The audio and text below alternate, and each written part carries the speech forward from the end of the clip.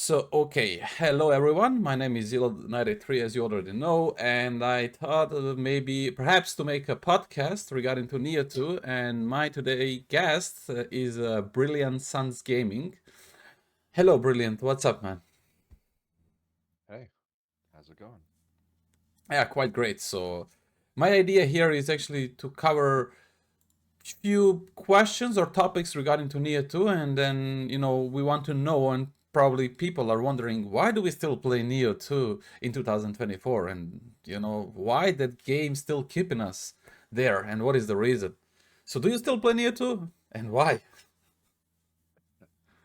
Yes, I do, and it's because it is probably the greatest action game that has ever been made to date. Definitely agree. Definitely agree. One of the best actually RPGs game in the terms of combat for sure. So can you tell me what keeps you playing that game? What drives you? I mean, what is the main reason you still play it? Um, that's actually kind of a tough question. Uh, the reason I play it is because I enjoy it. I usually don't do anything that I don't enjoy doing, with few exceptions. But Neo 2 scratches an itch for me that most other games don't. I mean, the lack of a jump button and everything, I don't have a problem really with that, but it's the depth of combat that really keeps me coming back. And usually I'll see something that kind of inspires me to play, like, our friend Sacred Forest, or as he goes on YouTube, Last to Load. He puts out really amazing pieces of, like, it's just Neo art where his combos are amazing and everything like that. And it inspires me to try and keep up because he's so good at the game. And I mean, while I consider myself to be also pretty top notch, it's always good to have somebody that you feel is a better player and always kind of try and keep your game near to theirs. It's like having a friendly rival. But yeah, the Ye- game is just, it has a fantastic combat, and that's mostly why I play games. It has a compelling enough story where it's kind of fun and interesting. Yeah, I could go on for a long time on this. Yeah, I'm actually quite sure that you can because yeah, I could do the same thing, and yeah, I definitely do agree. And in case you guys do not know who is the Sacred Force, that's the last to load on YouTube. As BSG has already mentioned, he's really, really good at Neo, and he has a bunch of great content there, a lot of guides, a lot of things. So you should definitely check him out. And when it's get to the reason, like why I play that game still, well, that's a question as well. But I just want to mention and point out that this guy here, that it's today with me in this podcast, is the main reason why I became a great player and why I actually, keep up with playing Neo. And actually, I just haven't finished Neo, and I said, okay, that's it, I'm done. No, it was actually one day when I got to the this guy's stream, and I saw him. He's fighting three on Ryokis in a Dream of the Neo, and I was like, what? What, this game can be played like this? Like this sort of combat, all these things that you can do? Like, how, man? This is crazy. And then I said, okay, let's practice. Yeah, I want to become better. And yeah, that's basically how my journey started. And actually, I was watching, learning, improving, and I got to the super decent level, I would say. And yeah, that's actually story from my side as well. So, can you tell me actually what would you like or to change in a current game? I mean, in Neo 2, and why would you like to change that? Do you think the game is perfect, or perhaps you would like to change something? Well, variety is always good when it comes to games like these. And I think there's a lot of arbitrary limitations as to what you can actually use for, in terms of, like, let's take Katana, for example. Katana has a massive amount of skill bloat where it's like, oh, okay, we have 35 skills or whatever, but we only have, like, 18 slots. And I think if we had access to more stuff at once, or the ability to, oh, how would I say this? It's to customize your move sets a little bit.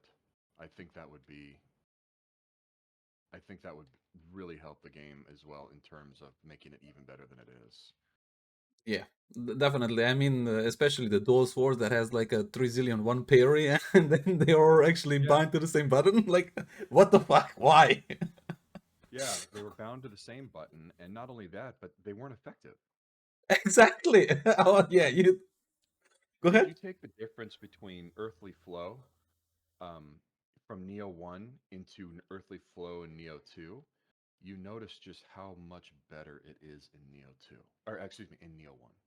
Yeah, Like, that's it's correct. opportunist level good. Yeah, I saw so many cool things that you have done, and there are so many cool videos. I think there is also one video where you actually parried Hinoenma drop down from the air with a particular parry from Dual Swords, actually early flow, and that was actually amazing. I was like, holy moly! And you couldn't do nothing similar in Neo 2, unfortunately, because I believe either it was glitched or they nerfed it on purpose, but I don't understand why. No, it's glitched. Yeah, I would say so. Like so many things. No, it's pretty definitive. It's not like an opinion because what happens, you can test this, and I've done it, and I've actually submitted it to, Master or Manny, who works. He's a community manager for Team Ninja, and he's really good at it. But I did a test when Earthly Flow is supposedly successful. You take 1 damage. There is nothing in the game that deals 1 damage. It doesn't matter how high your defense is. It doesn't matter what things you've got going. There's nothing that's going to deal 1 damage to you. But I can consistently do this every single time with Earthly Flow. It's 1 damage. That's it. But the attack never goes up. Like, it doesn't execute properly. So Mm, the parry window, or excuse me, the parry timing is correct. It deals 1 damage. There's like no elemental buildup, and then it does nothing. That's a bug with the way that the ability works. damn, that's really sad actually. But I hope so that if we ever see Neo 3 or something like that, that's going to be addressed because all of us been waiting for announcements about Neo 3, perhaps if that ever happens. I don't know. But from my perspective, what I would like to say, uh, I was enjoying quite a lot. If you remember in Neo 1, we used to have the different type of, so to say, defensive stats, such as the elemental damage reduction while holding your guard. And in Neo 1, if you have that over 100%, which was possible, you would not take any elemental damage when you get hit. However, on the other side, in Neo 2, you take the element debuff on yourself, but you do not take the fucking key damage, which I don't understand why. Is that on purpose? Or is that actually, I don't know, is that glitch? Another glitch? I'm not sure. That sounds to me like it's only half working. That, yeah, you definitely might be right. I mean, I used to enjoy a lot. I mean, you remember that now, you're going to laugh when I say it, but Kusa mad spinner attack, that was something. But yeah, I believe Yeah, you are the responsible because they removed it. But again, that shit was actually great. But I you know the that's fair. way Yeah, the way how they removed that thing from the game is just ridiculous. Basically, that was let's prevent them from switching weapon mid-air. Fixed.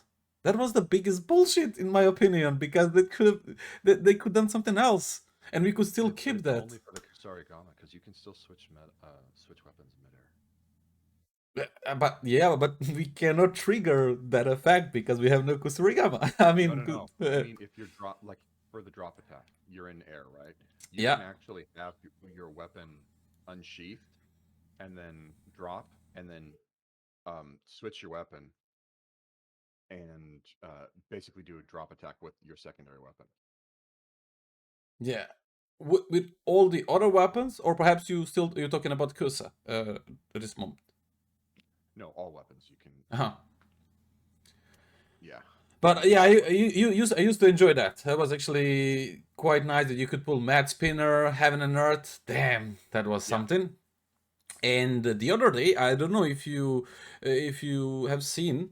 By the way, for everybody that doesn't know, we also have the Nioh community Discord that is actually open for anyone, everybody. So every single Team Ninja game that is being released or has been already released within, let's say, last, so to say, let's say 7 8 years, you can find a section regarding to it, and there is a lot of people there actually who work on testing, bringing you a lot of information, a lot of useful info about how much, so to say, the numbers, percentages, and everything else that you need to know. Either way, uh, in the combo section, I have seen the guy who was inspired by the Wukong. Certain Wukong attacks, and then he did some sort of mod, and then he modified split staff to do the similar thing. It was actually quite nice, actually, to see that. And I believe, at least that's my opinion. I don't know. You will tell me yours. But I believe that developers should actually take into account this, and maybe in the future when they make something new, take that into account and implement these sort of moves because they look cool. Because there is a lot of people who are actually quite creative, quite intelligent from the perspective that they actually have a great idea how certain move should look like, and they make it via that mod pack.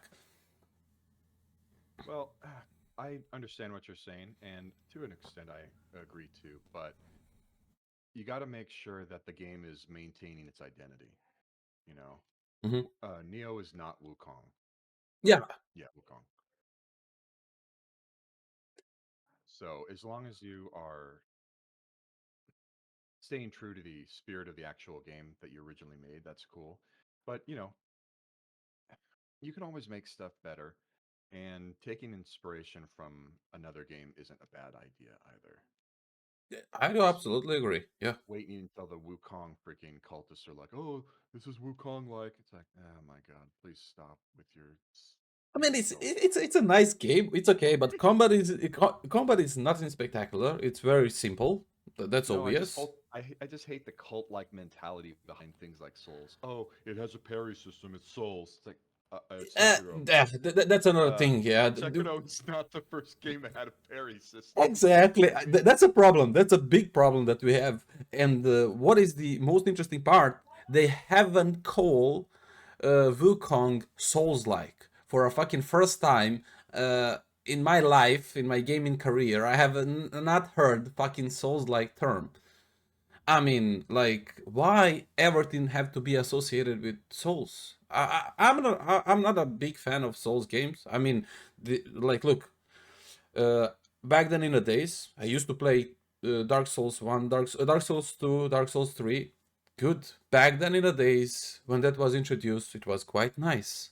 But if you keep the same formula over the years and you deliver me something like Elden Ring, which is called Elden Ring, different IP, and then you introduce it as exact the same thing as you have in a Dark Souls 4, and you call that Souls like, I would say, fine. That is Souls like. But stop calling it's Dark Souls Ni 4, basically. yeah, All yeah, they've but done with it, there wasn't any new innovation. All they did was yeah, there is update. a horse. There is a horse. You could ride a horse and jump with a horse, Oh, That's right, actually, because oh it's the yeah. first game ever that's ever had a horse in it. Exactly. Yeah. You see? I'm pretty sure there was a game called Shadow of the Colossus that was basically just a horse simulator. Yeah, you're right. You're right. I mean, the thing is, what I'm trying to point up to is not every game that has actually a stamina bar must be Souls-like. Like, come the fuck on with that stupid thing. And but the worst part are actually these. How you call it? These guys that making these sort of like news, and they write, "Oh, I played the game for 10 hours, and this game has a Souls-like element, like HP bar, stamina, and then you picking up your spirit when Yeah, you die." Sure, bro. Why did it need to be motherfucking Souls-like? It's not. Neo, it's definitely not Souls-like. Neo, it's way different. That game yeah. complexity and the mechanic, it's absolutely different. I mean, every game that exists there, you must add some sort of leveling system. You must add some sort of stamina system, because if you want, unless that game is hack and slash, like, let's say, Darksiders, uh, I or wouldn't even call Darksiders hack and slash. Uh, I don't know, my DMC? Is it DMC hack and slash? You don't have a stamina bar. I don't know. Maybe I look to it that way. Perhaps maybe I'm wrong. Well, I guess it depends on how you would define hack and slash. But from the other side, like Darksiders franchise, for me personally, that's fantastic. Like I feel very sorry that actually they bankrupt in 2012 and they couldn't continue. And I'm actually at the same time very happy because they announced Darksiders 4. And I can't wait for that to be released because I really want to Yeah. hear the story and I want to play as Strife because we used to play with as War, we used to play as that and Fury. With all the respect, with all honest, the Darksiders 2 was the best in my opinion. But again, yeah, I'm looking forward to Darksiders Darksiders 4. 2 was really good, yeah. Yeah, and then to get back on the topic regarding to Neo, Neo, it's actually massacre game. It doesn't have anything with souls. Like, come on. And then people get there. Oh, I'm a souls veteran, and then he just going around rolling in a high stance. I was like, bro, could you please maybe try to switch to the low stance and then try to dodge and see the freaking difference?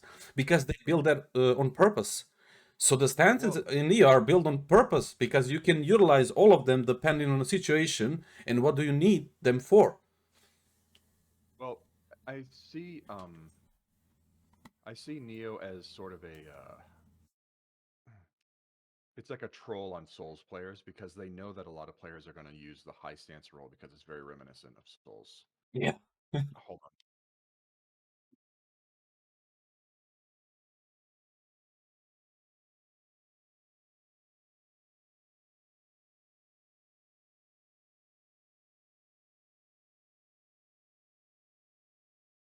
Sorry, for some reason or another, my family just doesn't understand. It's like, hey, I need quiet, and then they don't understand how to do that. Yeah, So it's it's fine. they're Not a very problem. irritating sometimes. Bugs the shit out of me. You're trying to do a professional podcast, and we're like, oh, hey, let's try and make as much noise as possible. Yeah, I You need, understand. you need to have a little respect. Yeah, that's kind of sometimes tricky, But but yeah, yeah. Let's get back on the topic. yeah, yeah. So one of the first things I say to people when I was streaming more regularly is they're like, "Oh yeah, I tried to play this game like Souls and I just kept getting killed." I'm like, the reason why is because Team Ninja specifically, they specifically timed the enemy's attack. Look at Enki's attack; it's one of the first big yokai you come across, and their standard three-hit strike is basically just a horizontal swing into swing into a thrust. Okay, Hmm. and they're timed as such that if you roll through the first one, the second hit will catch you. And Hmm. they do that to get Souls players to basically immediately, right off the bat, second big enemy you fight, this is not a Souls game. Yeah. Now, there's a YouTuber you guys may have heard of him. He's called Ego Raptor, and he did a video a long time ago called Sequelitis, and it was a comparison between Mega Man and Mega Man X, and or yeah, Mega Man X, yeah. And he basically says right out of the gate, this game gives you no options so that, say, for example, you had a controller, you knew not what to do with it. Just like, okay, all you can do is move right. So clearly, somebody who plays games is able to problem solve and say, okay, well, I'm not really doing anything, so I've got to be able to do something here so I can move right. Neo 2 does that really well with Souls players because it sits there and they have high stance so that Souls players can feel comfortable, get into the game, get acclimated with it. Okay, I can roll, I can do high stance, and it's, heavy, punishing. It feels like Souls. But then you have enemies that keep kicking your ass because they're specifically timed to pick up these sorts of rolls. Your high stance roll has the most iframes, but it also has the most recovery. Enemies' attacks almost always catch those rolls, specifically the Enki. Look at Gozuki. His attacks are almost the same tempo. And they say right away, yes, you can play like this, but you have to be smart or maybe use the game's mechanics. Switch your stance, move faster, try something else. It has a stamina system. Okay, Souls has a stamina system, but that doesn't mean it's Souls-like. I would make the claim that Neo's stamina system or key system is more akin to Gears of War active reload. because you have a certain amount of time that you can that you have a small window to key pulse the stamina or a percentage of the stamina that you use, which means that not only can you be more aggressive, you can fight for longer, you can do more things. You have more options available to you, and as a gamer, more options is always better. That's definitely true, and I do definitely agree with you and your statement regarding to the Neo in comparison to the, so to say, Souls games. Since this is, I mean, there is a lot of things that we can talk about, definitely, especially you and me, like as Neo enthusiasts. But I don't want to, make podcasts to be super long, especially because, yeah, I guess I also have to do some other things as well. But the last question, at least for this first podcast today, would be: would you like to see Neo 3? And would you be like, Come on, what kind of question is that? I mean, I have to ask. Yeah, I would love to see a Neo 3. As long as it wasn't a tired recopy of rehash of Neo 1 or 2. Yeah, Because that's I think that's something else that is really overlooked. You have Neo 1. A lot of players ask, "Hey, if do I need to play Neo 1 in order to enjoy Neo 2?" And I almost that want to tell them no, but if you play Neo 2 first, you're not going to want to play Neo 1 as much. Neo 2 has exactly. so many quality of life adjustments that should have been present in Neo 2, or excuse me, Neo 1. That just it just makes the game better, but you still have this fresh feeling. You say, "Oh, hey, I remember this guy. He was in Neo 1. I'm going to kick his ass." Wait, what kind of attack was that? He has an entirely different attack. And still it takes an old franchise and still makes it sound good and feel fresh and new. It's and I don't think they get enough credit for it. Yeah, that's true. That's true. Like, that's definitely true, and I do agree. I would like to see something new, definitely. I mean, they should keep all the good elements from Neo 1 and Neo 2, definitely. That's basically must. You should keep your base, and you should keep all the things that you had and improve on top of that, because, in my opinion, that's the best way to make something that is fresh, new. Of course, there are going to be dumb ass people. I'm sorry that I need to say it that way, but yes, there will be who would say this is Neo 2.5, like they said this is Neo 1.5. But again, we all know that that's not a true, and that is not a case. And I definitely also would like to see Neo 3, and I'm really cannot wait for a day when they're going to say Neo 3, Neo 3, Neo 3 is going to be announced. But yeah, maybe we should wait for 10, I believe 10 more days on September 25. It is a Tokyo show, if I'm not mistaken. And then we should wait and see if they're going to announce any new game, because they've been quite quiet past months, especially when it gets to the Rise of the Ronin. But I would like to keep that topic for one of the next podcasts, because that's also another great topic that we can talk about. And You know what I'd really like to add? yeah. Something else that Team Ninja I don't think gets a lot of credit for is their what's a, their courage to make new IPs. Now, granted, Wolong, for example, has a lot to do with the Three Kingdoms, Romance of the Three Kingdoms. Hmm. And so, I mean, it's not really new per se, but the idea behind it, I think, is kind of innovative. And that's why I like Team Ninja as a gaming company and a dev studio, is because they'll push the back. Say, okay, we made Neo. This is great. Let's try and do something different. And Wolong even had a really good spirit system too. I mean, I would have taken that over Rise of the Ronin's shitty key system. Um, That's true. Yeah.